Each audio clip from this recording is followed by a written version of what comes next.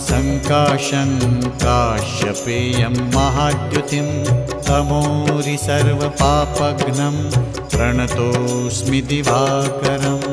ॐ ह्रां ह्रीं ह्रौं सः सूर्याय नमः।